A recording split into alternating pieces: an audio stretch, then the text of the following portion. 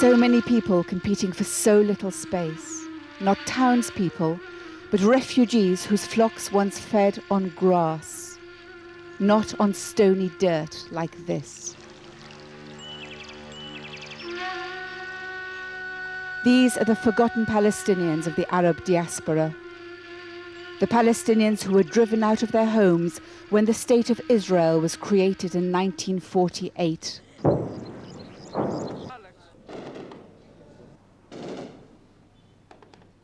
Today, many people in this army of 4 million still live in appalling refugee camps scattered all across the Arab world. Ain Helweh in the city of Sidon is Lebanon's largest refugee camp. This 1 square mile of bumper-to-bumper traffic and do-it-yourself infrastructure is home to 70,000 Palestinian refugees. They lack the most basic rights.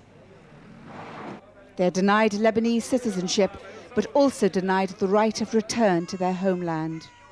They're banned from more than 70 professions for fear they may seek to settle here in Lebanon.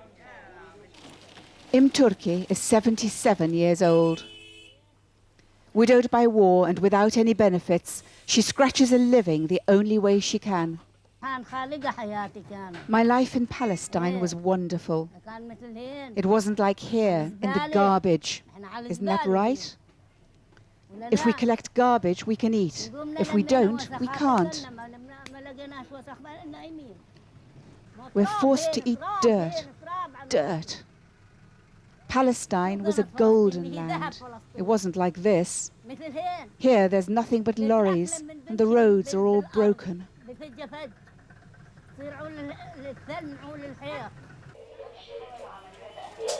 In this section of the camp, Palestinians who have been displaced within Lebanon by massacres and by war live in conditions many would consider subhuman.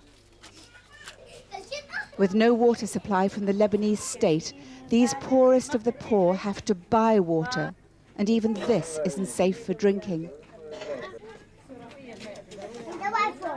Zahra Rajib Hussein belongs to the generation that has never seen Palestine.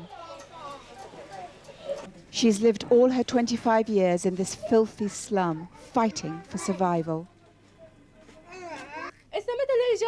Our neighbour lives by collecting tin cans and selling them for a few pennies.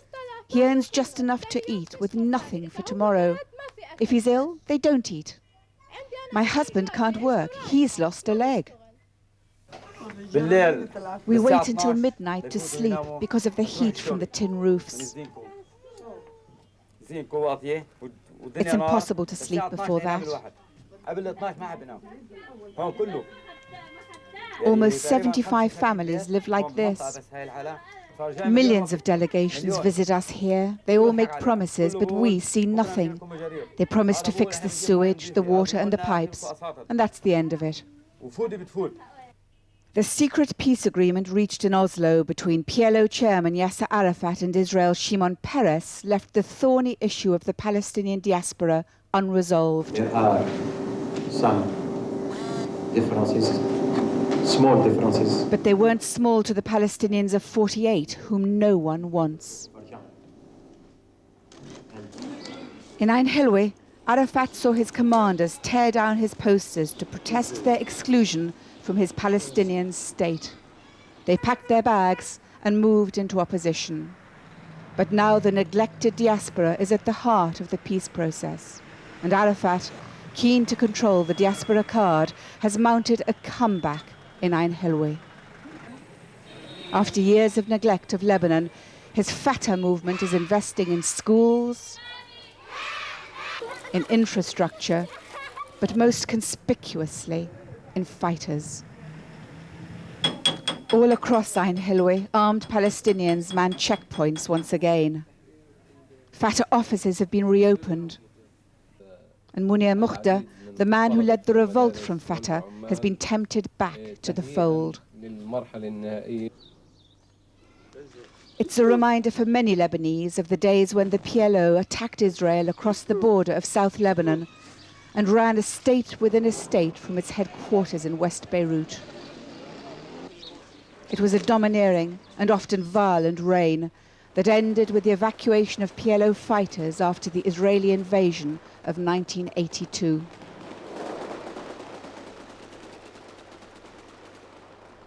Abu Adham, Fatah's most senior official in Ain Helweh today, is insistent that the days of Palestinian militancy are past. He says Fatah's military revival is defensive, to allay the fears of a people with reason to fear. I know Ain Helweh is a long way from the Israeli border, but we here still remember what happened in Sabra and in Shatila, the massacres in Sabra and Shatila that claimed the lives of 3,000 people, 3,000 of our Palestinian people. Arafat's man in Ain Helweh says the military aspect of Fatah's revival has been exaggerated. Our chairman, Yasser Arafat, has instructed us to work to ease the social and the economic conditions of our people in the camps, to try to ameliorate their health and their educational status. He's given us orders to offer them whatever we can.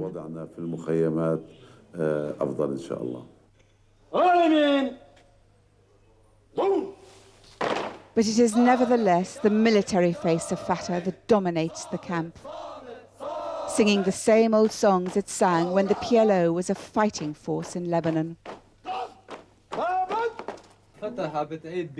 Fatah is rebuilding its military infrastructure. Then it may turn its attention to the humanitarian sector and start helping the people in the future, step by step. But up to now, we haven't seen anything. The people are still suffering, still living in cramped homes that are hot in summer and that leak in winter. Nothing has changed.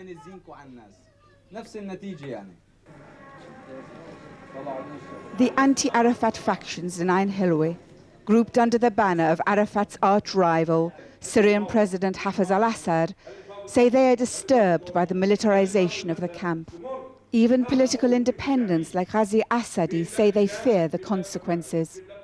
We don't deny that Fatah and PLO are providing services, but the part of the budget being spent on basic services compared to what is being spent on other services, military services, for example, is very minor.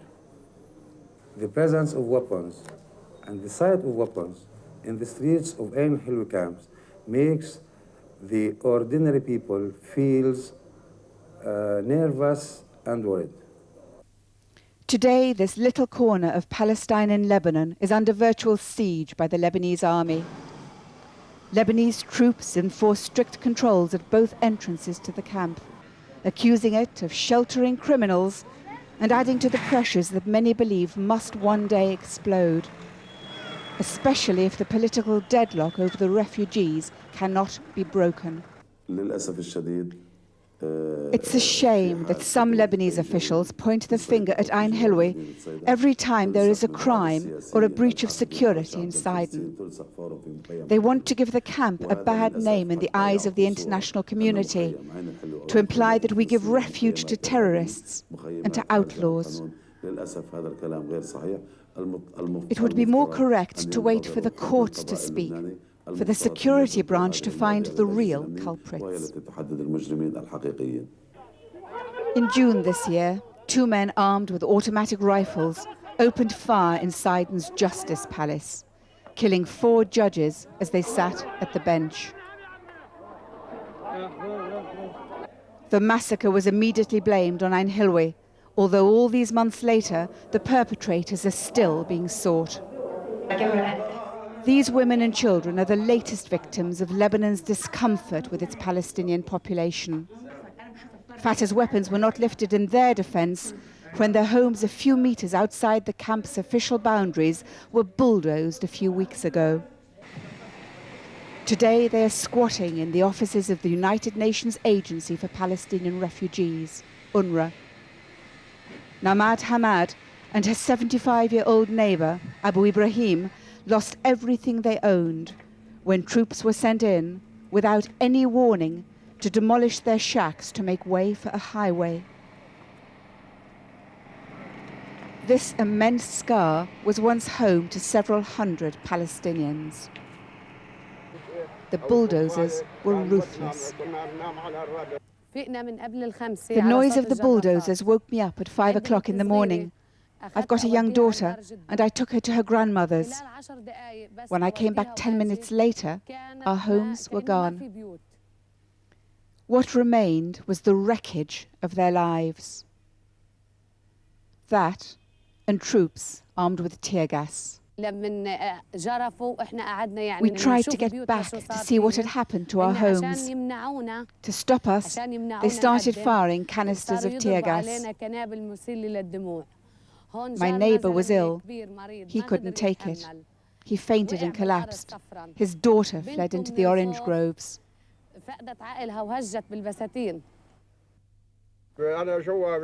I was in my home when they raided us. I wanted to collect my medicine, but they wouldn't allow me to. I wanted to get a shirt, but they wouldn't allow me to. My wife wanted to bring her slippers, but they hit her in the back.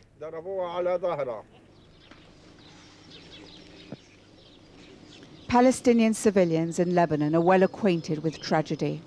After decades of war, most of them have little time for the armed men who grow in Arafat's shadow. They want a future for their children, room for them to breathe. They don't want to be a political football in Arafat's endgame with Israel.